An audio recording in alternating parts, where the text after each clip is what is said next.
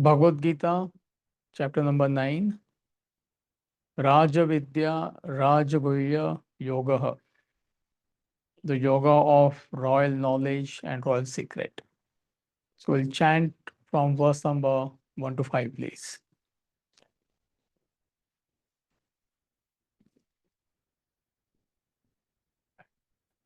भगवानुवाच इदं तु ते गुह्यतमम् प्रवक्ष्याम्यनसूयवे ज्ञानं विज्ञानसहितं यज्ञात्वा मोक्ष्यसे शुभात्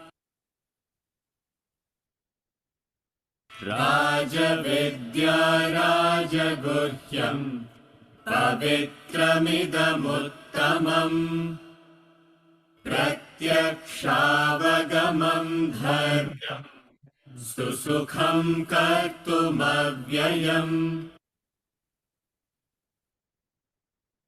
अश्रद्दधानाः पुरुषाः धर्मस्यास्य परन्तप अप्राप्य मां निवर्तन्ते मृत्युसंसारवर्त्मनि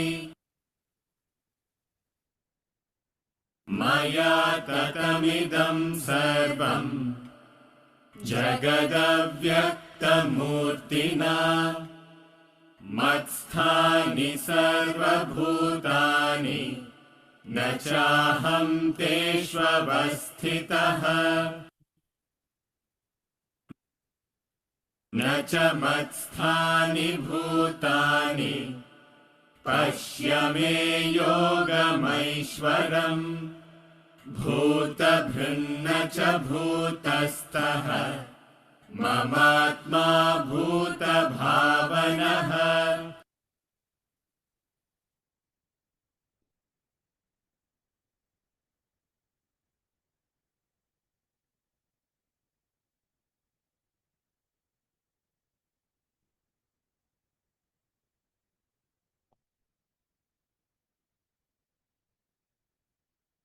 So last week we started the 9th chapter of Bhagavad Gita, the yoga of royal knowledge and royal secret.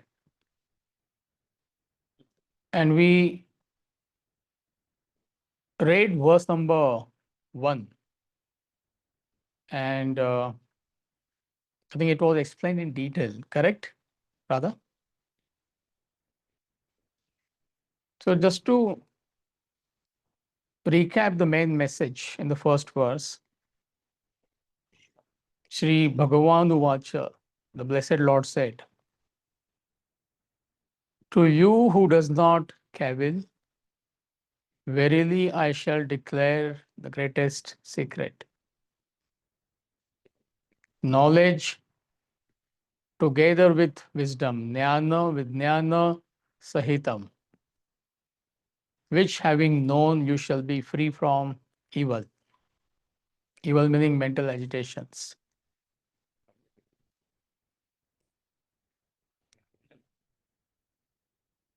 See, to begin with, you need to be a qualified seeker to study scripture, any scripture, doesn't matter. Now, what makes one a qualified seeker? So that's what is telling us here indirectly. So opposite of qualified seeker is one who doesn't have true faith in this knowledge, one who is criticizing, one who is finding faults with this knowledge, one who is not willing to surrender, has no faith. It's interesting just to understand for education.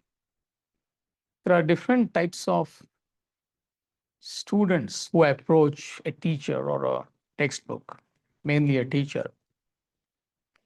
So the first set of students, they go to a teacher to find out how much he or she knows. Second type of students, they go to a teacher perhaps to argue with him. No, I don't agree with this, I don't agree with that. Third type of students, they go to a teacher to show what they know. Actually, they don't know, but they believe they know. So they, whatever tidbits they have gathered, so they try to show off their knowledge. But a true seeker, coming back to the main point, is a seeker who has faith, who has surrendered to this knowledge, who is willing to go to the end of his pursuit.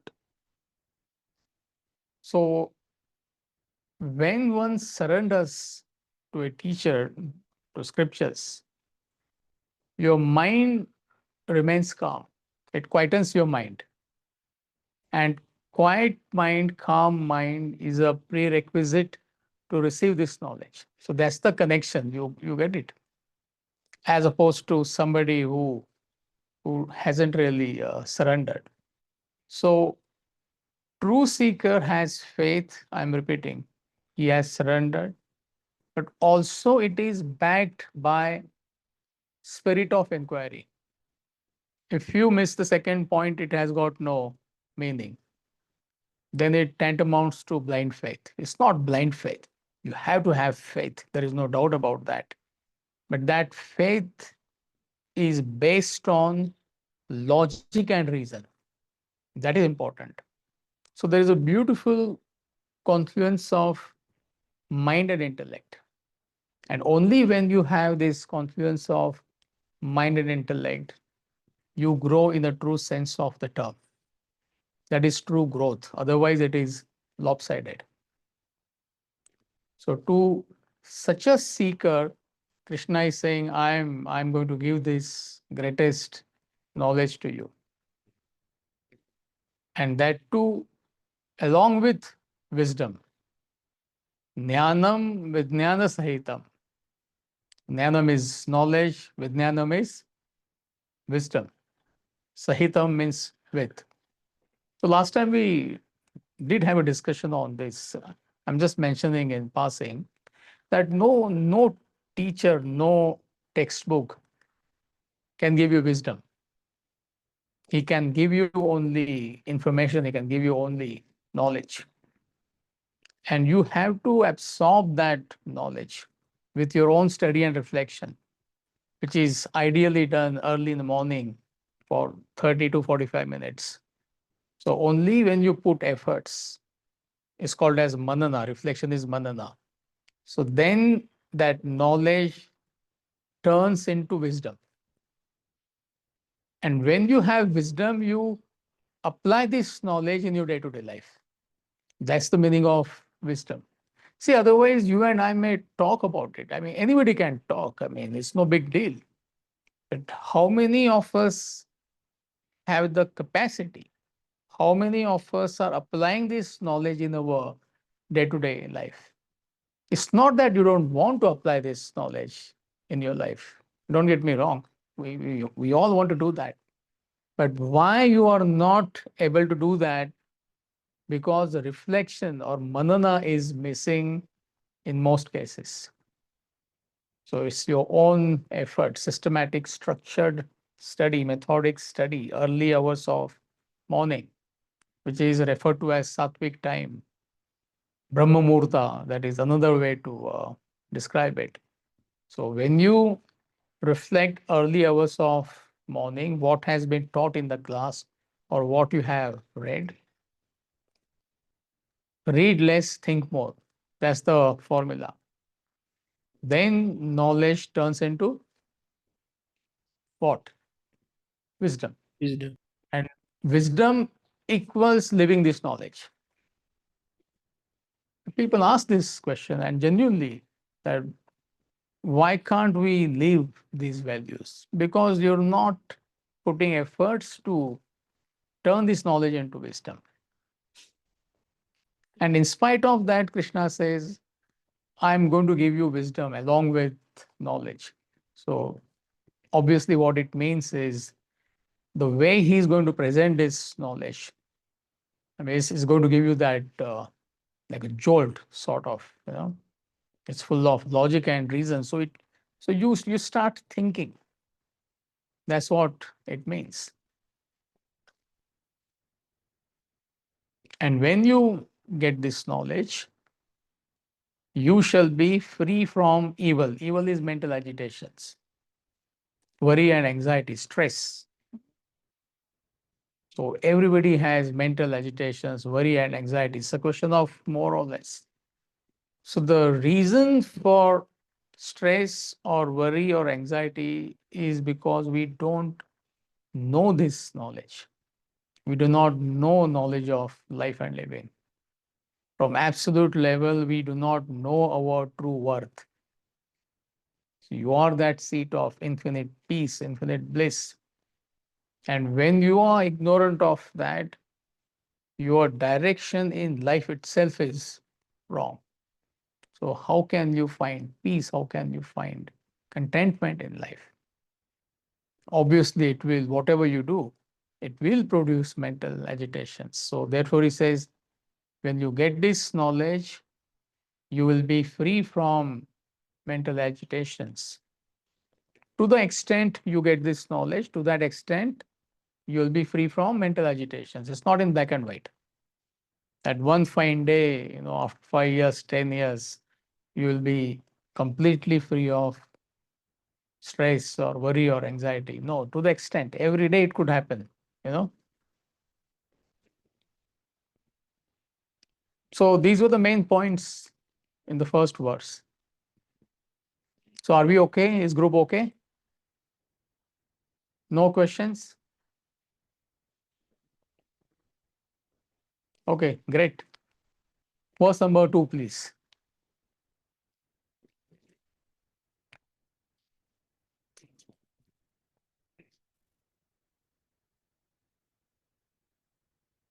राजविद्या राजगुह्यम् पवित्रमिदमुत्तमम् प्रत्यक्षावगमम् धर्म्यम् सुसुखम् कर्तुमव्ययम्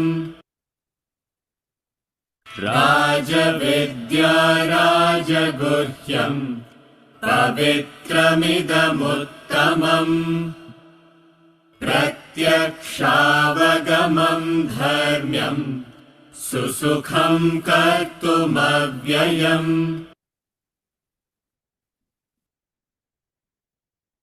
Translation. The royal knowledge, the royal secret, Rajavidya, Rajagoyam. The supreme purifier is this: directly realizable, righteous, very easy to practice, imperishable, avyayam. So there are a few fascinating words we learn here. Royal knowledge, Rajavidya. I'm going to explain. Royal secret, Rajagoyam. It purifies your personality, pavitram, purifier, supreme purifier. Pratyaksha vagamam, directly realizable. It's not just a theory. You can experience it in your day-to-day life. Dharmyam, it is righteous. Susukham. Sukham is easy. Susukham is very easy to apply at home, at work, everywhere. And it is imperishable. So when he says it is Rajavidya, it is royal knowledge, meaning it is the highest knowledge. Raja is king. King is the supreme most. So this knowledge is the highest knowledge. Now, why he's saying it is highest knowledge? Because this is the only knowledge which takes you to your original state, which is a state of pure consciousness. So right now, we all are caught up in 3 states of conditioned consciousness. I think all of you know that. Waking, dream, deep sleep. So these are conditioned states. These are not our original states. So this is the only knowledge which eventually takes you to the ultimate state of self-realization. So therefore, it is the highest knowledge. See, it's like in a dream. The highest knowledge for a dreamer is a knowledge of a waking state, isn't it? So in that sense, royal knowledge, highest knowledge is used.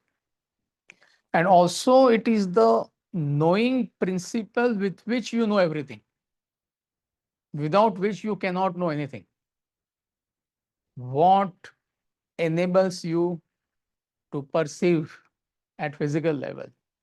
What enables you to feel emotions? What enables you to think with your intellect is the self, the pure consciousness. So without self, you cannot perceive. Perceive meaning with your senses, you can't see, you can't taste, you can't smell, you can't hear. Without self backing, mind cannot feel emotions like joy or sorrow. Without self backing, your intellect cannot function. So, therefore, it is the knowledge principle with which you know everything at perception, emotion, and thought level. It's like electricity. Without electricity, no gadget in the world can function, however powerful that gadget may be. If there is no electricity, it is of no use. So, in that sense, royal knowledge has to be understood. And also, it is Raj Goyam, royal secret. Like last time somebody said, is it classified? No, not in that sense. See, it is beyond perception, emotion, and thought. You cannot capture Atman, you cannot capture supreme reality with your body, mind, and intellect. You can't perceive supreme reality with your senses. You can't see, you can't hear, you can't taste.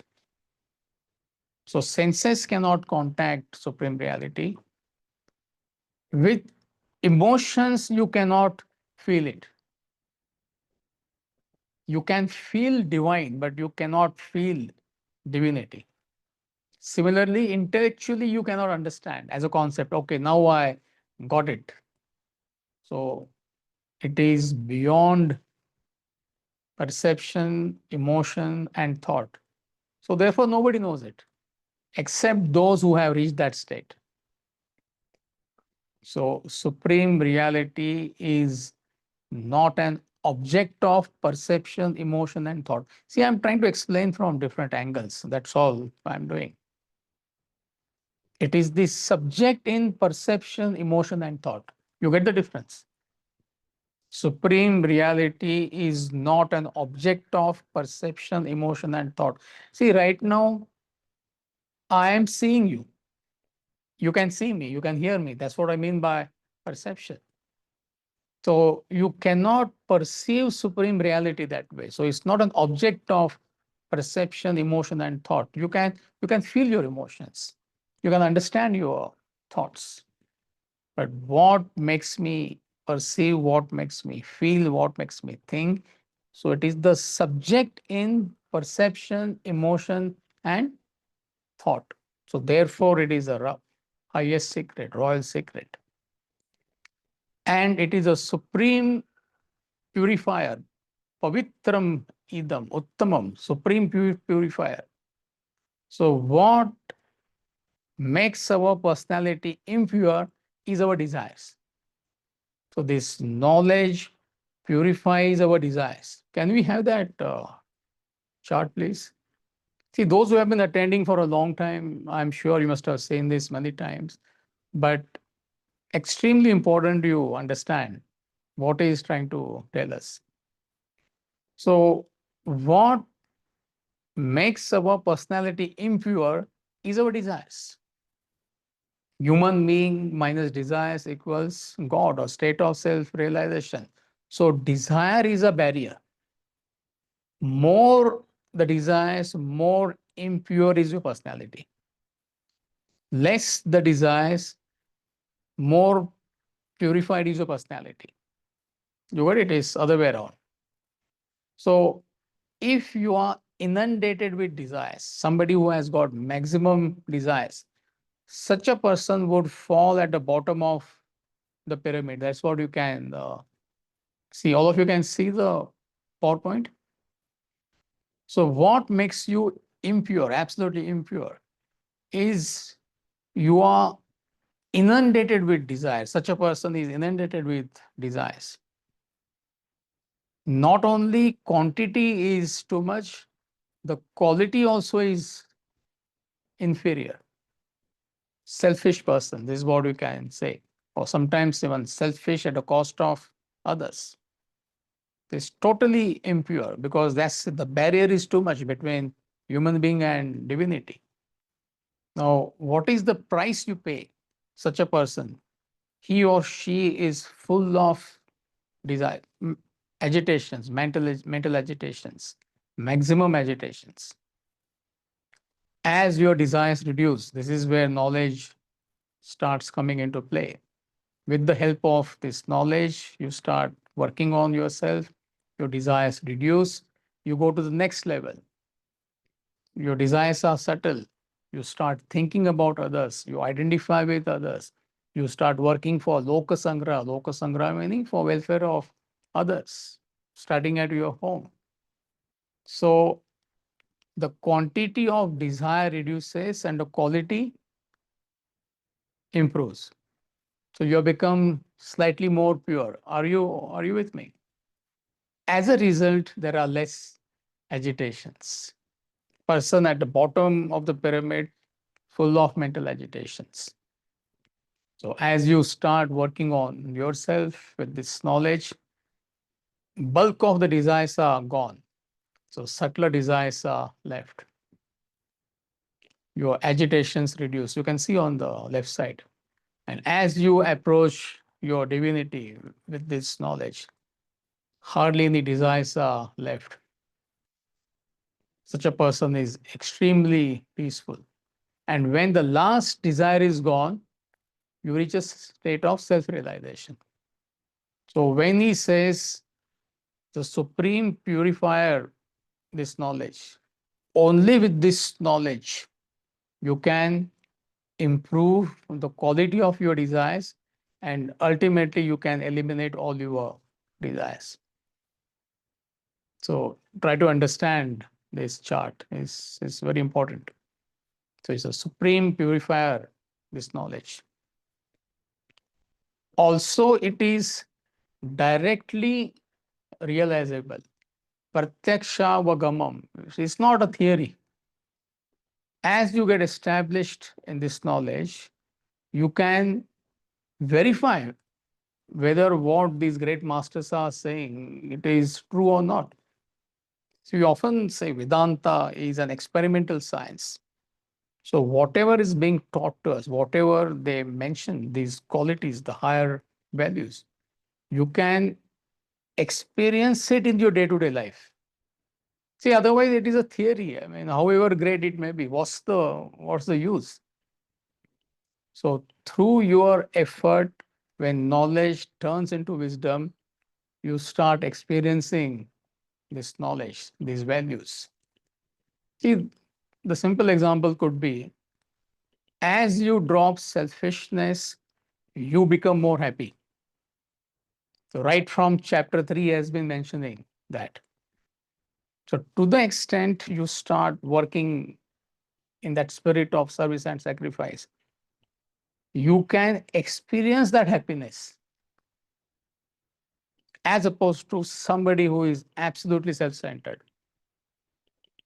If you do your duties in any relationship, you'll be happy.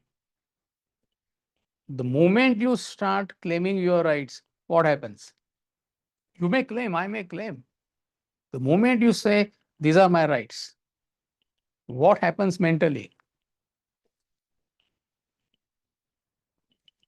Can anybody answer that question? You become agitated. Who is telling that to you? Yourself. Directly realizable. Are you with me? Intellect controls your mind and the senses. Can you not experience it?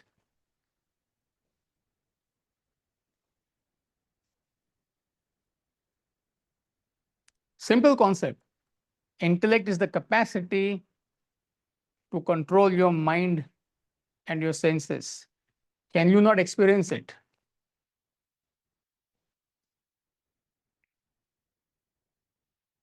Why is it so difficult?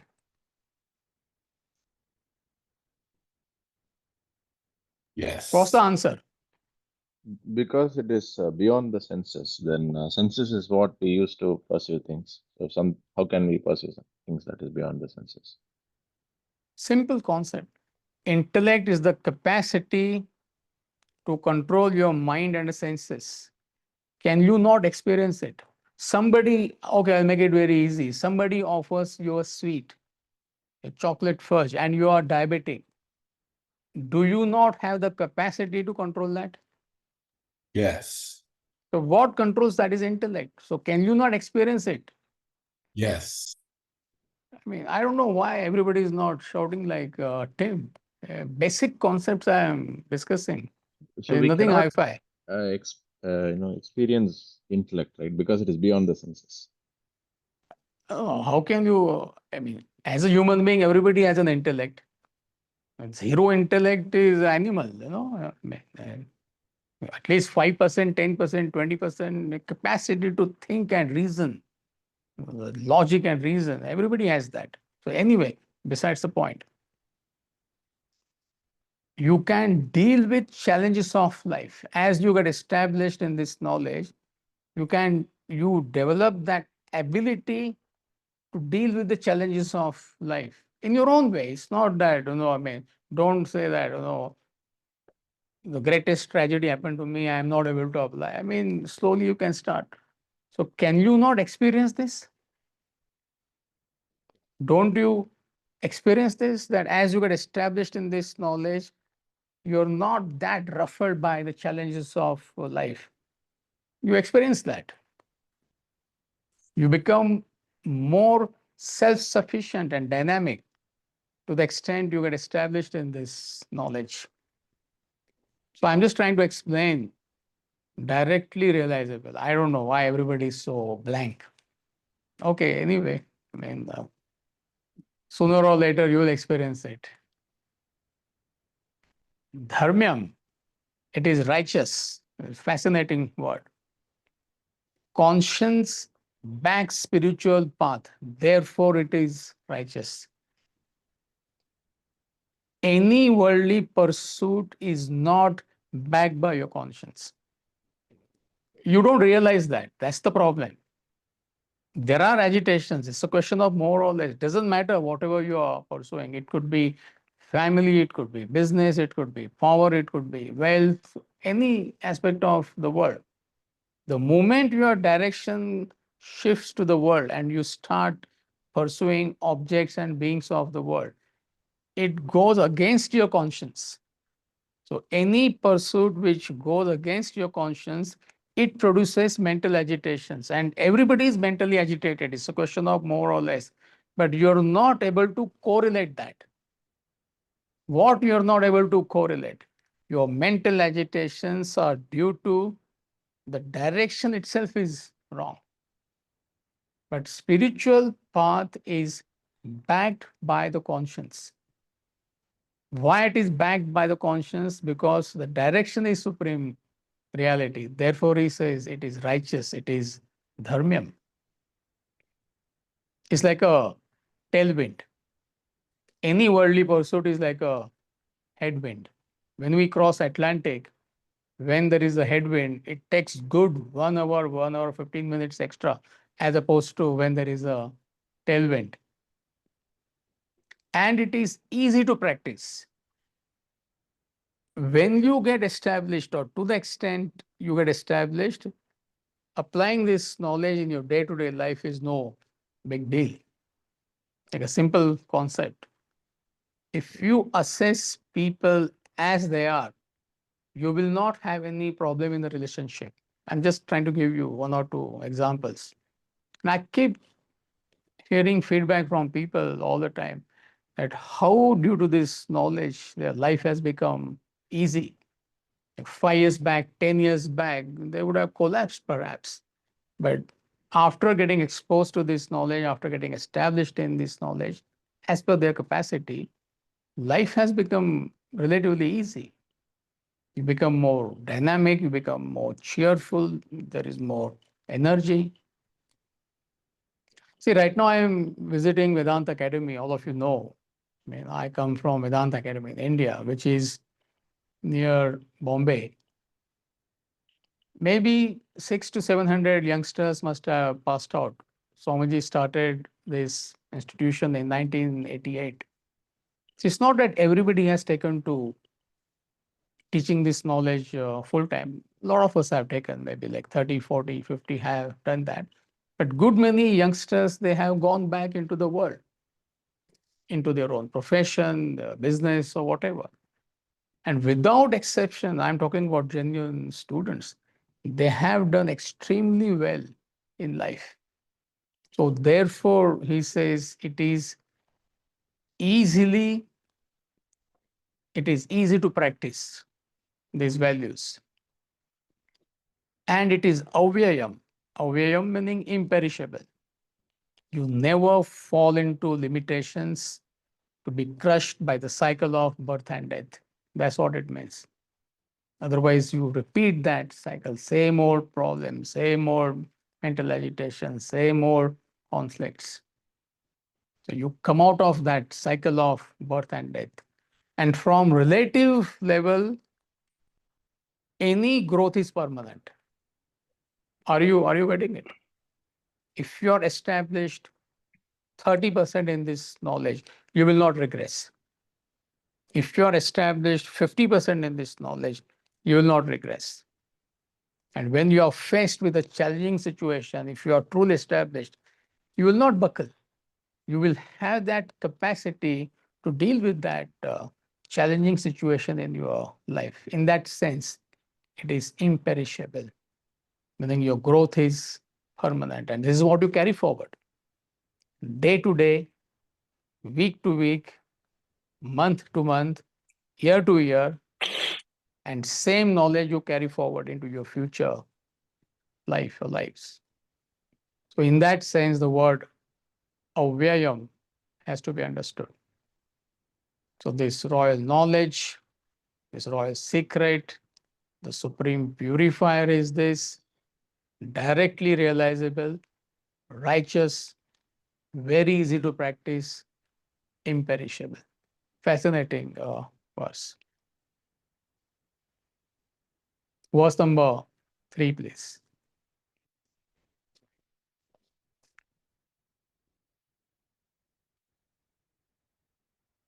अश्रद्दधानाः पुरुषाः धर्मस्यास्य परन्तप अप्राप्य मां निवर्तन्ते मृत्युसंसारवर्त्मनि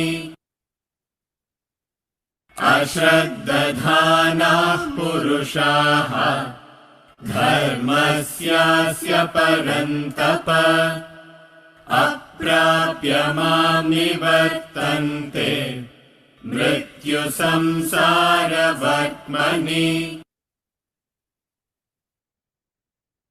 Translation. O Parantapa, man devoid of Shraddha, faith, in this dharma, in this knowledge, without attaining me, without reaching the ultimate state, without knowing divinity, return to the path of the mortal world. Mrityu samsara vartmani is a fascinating word. That's the key word in this verse. Men devoid of Shraddha, meaning those who do not have faith in this knowledge. See, the word Shraddha is mind's surrender plus intellect's capacity to inquire, reflect, and absorb this knowledge. It's not blind faith. Already we discussed. So when he says man devoid of Shraddha, yes, you have faith in this knowledge. But what is that faith? What is that Shraddha? To begin with, your mind surrenders. It is mind's devotion to this knowledge, to your guru, to your teacher, to your prophet, to an enlightened master. All these are synonyms. Plus, your intellect has that capacity to inquire, reflect, absorb this knowledge till it brings about transformation in your personality. It's a rare quality. Good many of you have faith. Otherwise, what are you doing here? You wouldn't be attending these classes, isn't it? Week after week. But how many of us have Shraddha? So, Shraddha is that capacity to absorb this knowledge. Be consistent in your pursuit. Whatever goals you have, spiritual goals you have that fixation. You are steadfast, you are consistent in your efforts, and you do not give up that pursuit till it brings about transformation in your personality. So that is Shraddha. So it's a hallmark of a true seeker. So if you don't have Shraddha, you will not improve. You will not progress in the spiritual path. That's what it means. And those who do not have Shraddha, the opposite, men devoid of Shraddha, what happens if you do not have Shraddha and follow this knowledge? You are crushed by Mrityu Samsara. It's a fascinating word. Samsara is terrestrial entanglement. Mrityu is mortal world. You are crushed by mortal world of terrestrial entanglement. I mean, no Indian needs explanation of this, but 90% of Indians, they will not understand a true meaning of the word samsara. If I have to ask somebody, I'm not going to ask. Samsara, they will explain, I have a family, I have business, I have this. How can I not have all this? No, that it doesn't mean that. Your contact with the world is not terrestrial entanglement. It is mental bondage. You could have family, you could have business, you could be the most dynamic person, the most powerful person. That does not mean automatically you are entangled.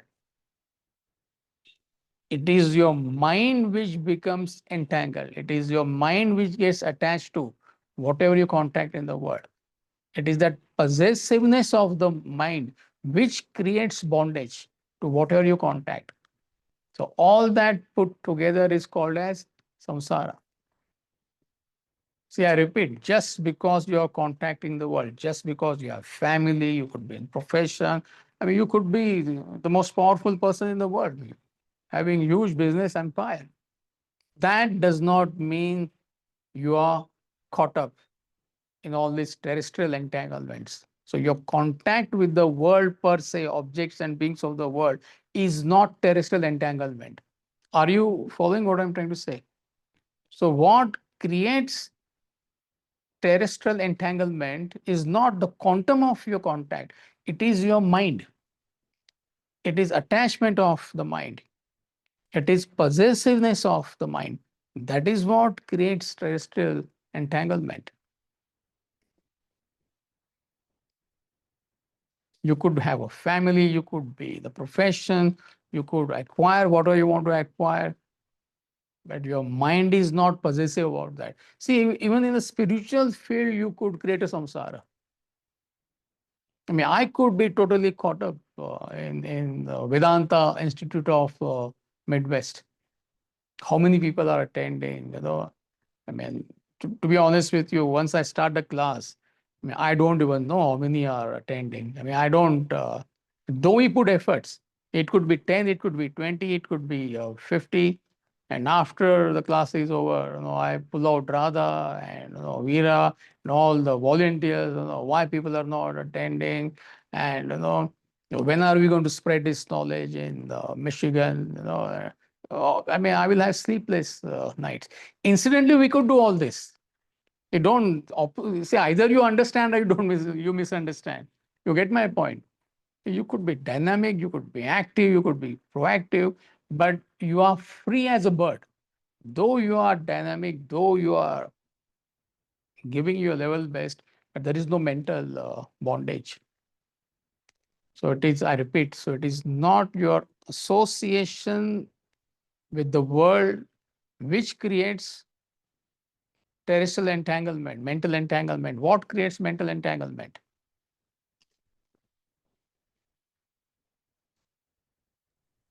Your attachment or possessiveness. Excellent. See, there is a story of Lord Rama. You don't have to know, but it's fascinating. I mean, it's a powerful message. So he was the most qualified prince, and he was about to be coronated. I mean, there's a huge celebration going on, invitations have been sent out and all that. And just a day before his coronation, right, somebody plots against him and is sent to a forest for 12 years, 12 or 13 years, how many years? 14 years. 14, okay, 14 years. It did not make any difference to him.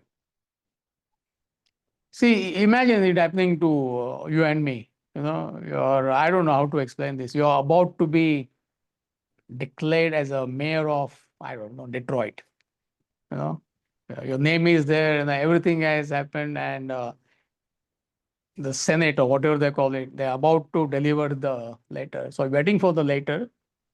Letter arrives, but it says, "We are sorry to inform you that something happened.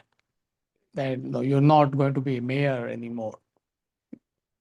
It should not make any difference. So it did not make any difference to Lord Rama. Again, after 14 years, he came back.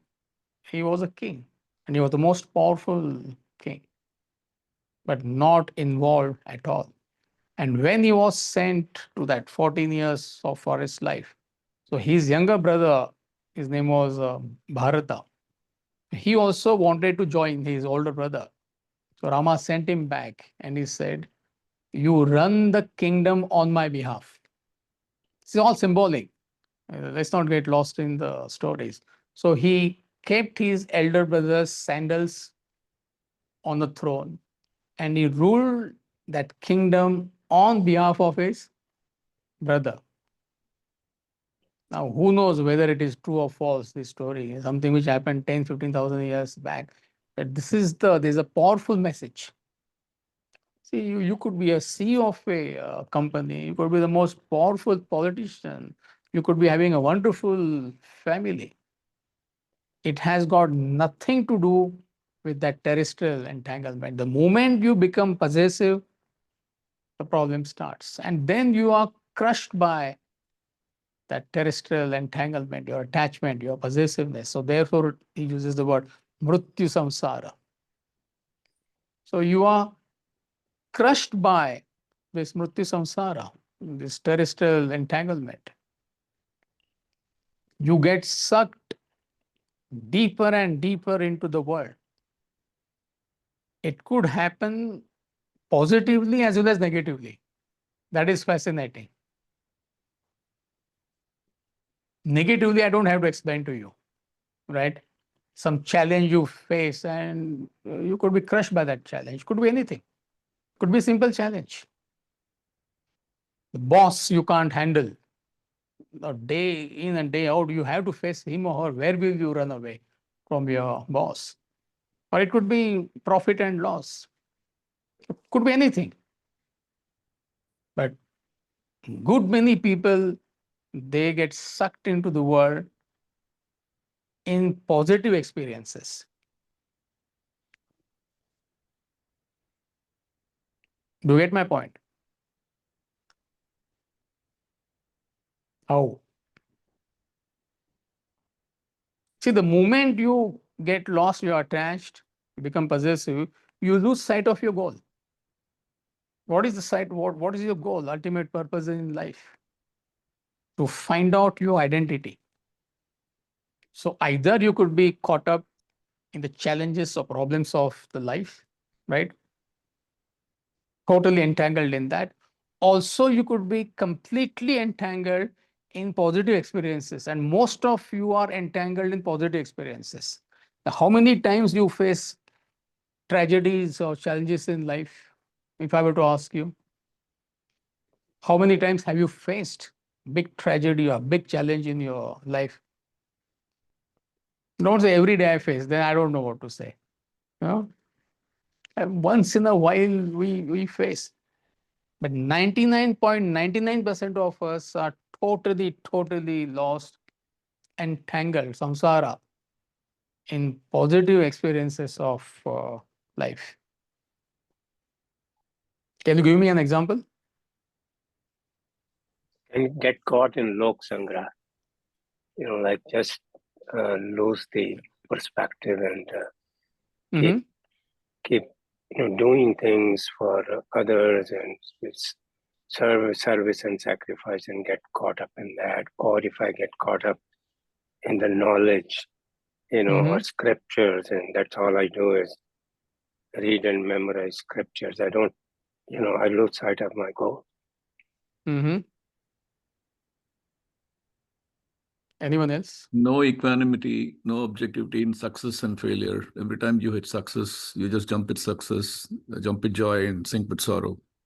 Absolutely, right? Without even thinking. Every time you do that, you think, oh my, I should not do that. And you get caught in the same samsara. Same thing goes on and on. Correct, you're right. But I'm talking exclusively about positive experiences. Negative experiences, I don't have to tell you. Oh my God, this happened, that happened, finished. You lost it. But most of us are caught up in positive experiences. We are completely entangled in it. And it's not Another easy to understand that. another It's a example would challenge. be another example Yes, would uncle. be to get caught up in your family with your children. Mhm. That's a positive experience, but we can get carried away with that. Mhm. How many of you are grandparents? Finished. Completely gone. That doesn't mean give up your grandkids. I mean, I don't know, man, what you understand. Completely, I mean, it's a beautiful feelings maybe, but completely, you lose sight of your goal. So what's your goal in life? This is what he's telling us. To know yourself. Without attaining me. Yeah. Dharma mama. Fascinating. In fact, Bhagavad Gita begins this word with this word, dharma, isn't it? Dharma kshetre, kurukshetre. Find out. The very first verse of Bhagavad Gita, chapter 1, Dharma kshetre, kurukshetre. And chapter 18, the last word ends with mama. Mama meaning mine. So dharma mama. Dharma meaning your original nature, original state. So your original state, my original state, is the state of infinite peace, infinite bliss. And to find out is our mission in life. You have no other mission, I have no other mission in life. And if you do not understand this, you are wasting your opportunity. The gift called life, that human birth is gift, completely you are squandering it. So that's what he's telling us. Men devoid of Shraddha, those who get completely entangled in the world, they lose sight of their goal, the ultimate goal in life, the very purpose of human existence. And you're not able to understand what is happening to you. That is another problem. See, if I understand what is happening to me physically, just to make it simple, I'm not eating good food, I have put on weight, what will I do? If there is awareness, what will I do? What will you do?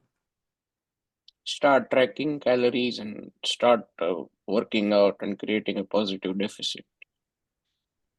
You will correct yourself, isn't it? Mm. But when it comes to your involvement in life, when it comes to your entanglement in life, you are totally clueless.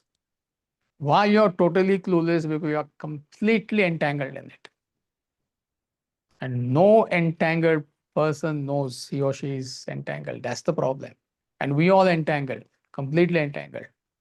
So that's the difficulty these great masters they are having. How to educate a person who is totally entangled. You get the point? Can you educate a child that he or she is entangled in the toy world? No.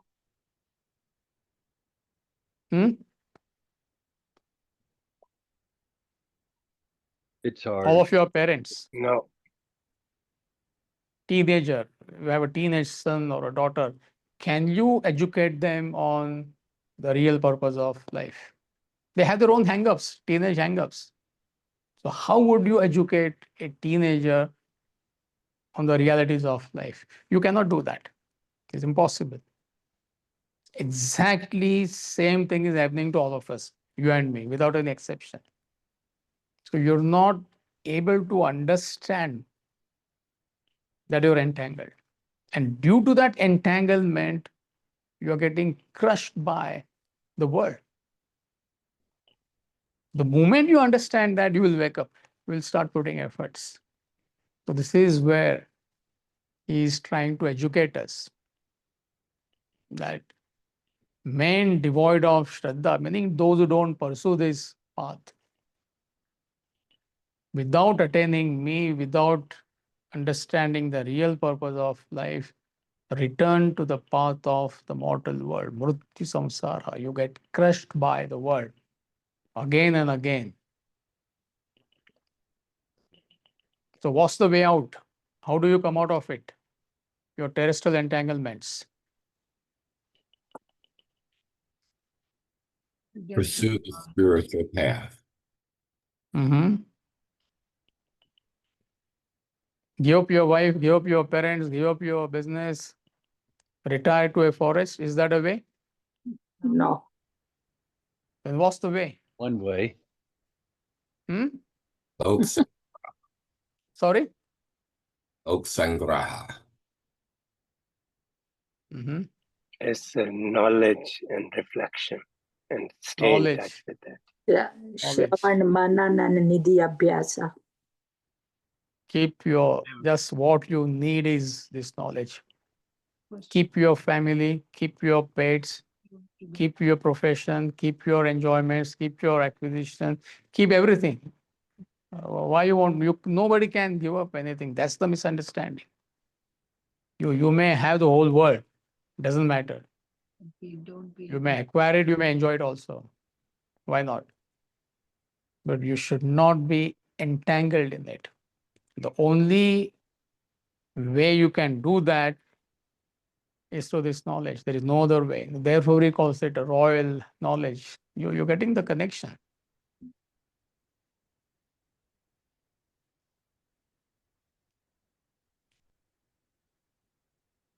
Are we okay? I have a question, Amitji. You said about the grandparents and terrestrial entanglement. We need the knowledge, but it's very difficult to give this knowledge to the younger children, and they expect so much from you in a daily life. Be a babysitting, taking the kids away, grandkids playing and all that. So you spend a lot of time with them, but it's very difficult to make them understand the knowledge which we are getting from you or which we are trying to perceive in a daily life. So one has to have the balance somewhere, but you said the word terrestrial entanglement. So it's whatever it is a daily life. And I think everybody faces that. You can comment. See, you are blaming others for terrestrial entanglement. That's what you're doing. You're passing the buck. I'm not responsible. I'm a picture of detachment. Because of my children, I am getting caught up.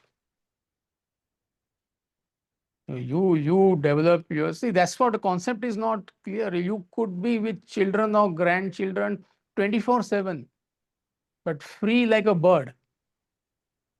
Is nothing to do with your quantum of association with the world. That's where the misunderstanding comes. It depends on the situation. You could be in the thick of the world, but totally free. There's no possessiveness. There is no entanglement. It's not your association with the world, which is terrestrial entanglement. Are you with me? It's the knowledge which gives you the capacity to practice that sense of renunciation in whatever you are doing. It's not to do with the quantum. So therefore, I gave example of Lord Rama. Why I am giving these examples? I mean, he had the whole kingdom and busy royal duties. It's not easy to run a kingdom. Absolutely not involved at all. So you could do your duties, spend time with your family, but also absolutely not involved, not entangled. Since you're entangled, they make use of you. Grandpa, come, do babysitting. You can't say no. You don't have that courage and conviction to say no because you're attached. That doesn't mean when situation is genuine, you should not go. That's not what is happening. You are completely caught up. So they are making nice use of you. Scapegoat. You are from India. Bakra. You understand the word bakra? Bakra meaning scapegoat. So nothing to do with the world. It's your own entanglement. It's your own attachment which you need to fix. How do we test ourselves, like whether we are actually Sorry? entangled or not? Sorry? How do we test ourselves whether we are actually entangled or not? I mean, it's quite obvious. You cannot remain without that object or a being. That is entanglement. A simple formula.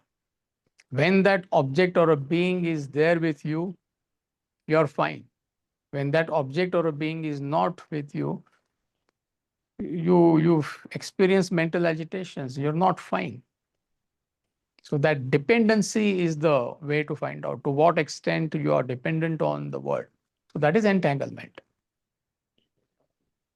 You may have best car to drive. Why not? But if that car is not available for a few days, I mean, are you miserable? That means you're entangled. So it's your dependency on the world. That is the test. But You get it, Ramnath? you have a responsibility and obligation towards your friends and family also, and that comes sometimes on the supreme rather than calling it entanglement. And if I am doing something for somebody and spending more time with children or grandchildren or anything, so expectations are there. Either you detach completely and run away, which is not true. And so Concept of detachment is not clear. Repeatedly, you need to revisit concept of detachment. You are misunderstood that concept of detachment. I mean, you can go on for another 1 hour. My answer will not help you. You do your duties in the spirit of renunciation. How many times I said that? Isn't it? You do your duties in the sense of renunciation, that attitude of renunciation in your duties, not renunciation of duties. You get it? yes.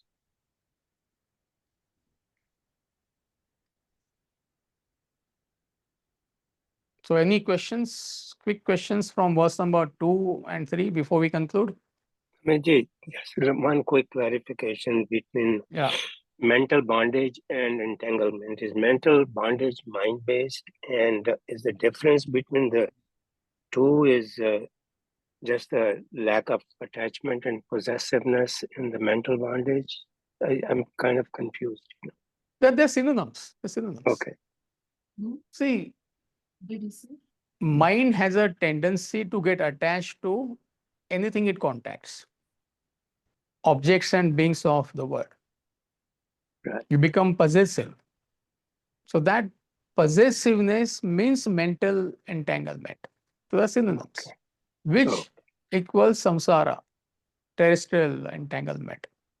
And So only the if you have powerful intellect, you will not be mentally entangled with the objects and beings of the world while you contact the world. That is important. That is where people misunderstand. You could have all the wealth in the world, you could have all the power in the world, you could have everything in the world, but you're a picture of detachment. You're not entangled because your intellect is powerful. So the mental bondage is going to really means you're entangled. Or Sorry? if there's synonyms, then mental bondage is going to mean that there is terrestrial entanglement. That's a kind of same thing, because Yeah. I got the impression that mental bondage does not mean that you're entangled. Mental bondage equals entanglement, Okay, equals possessiveness. right.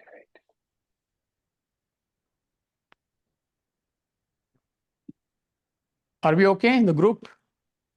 Yes. Everything is on. Excellent. So I'll see you next week. Yeah, Radha, sorry. Guru Purnima this year will be celebrated on Thursday, July 10th. The annual tradition of Guru Purnima is where the spiritual seeker pays homage to the galaxy of selfless sages and saints who have imparted this ancient wisdoms for thousands of years. We will have the wonderful opportunity to learn from Swamiji in a special 1-hour session titled 3 Yogas to Meditation. To watch this event, there is no need to register separately. Simply visit our website homepage www.vedantamidwest.org a few minutes before 9:30 a.m. US Eastern Time and 7 p.m. India time on Thursday, July 10th, and you will be able to watch the live online broadcast. If you miss the scheduled broadcast time, it's not a problem. The lecture will be available on the same website homepage for a few days so you can catch up.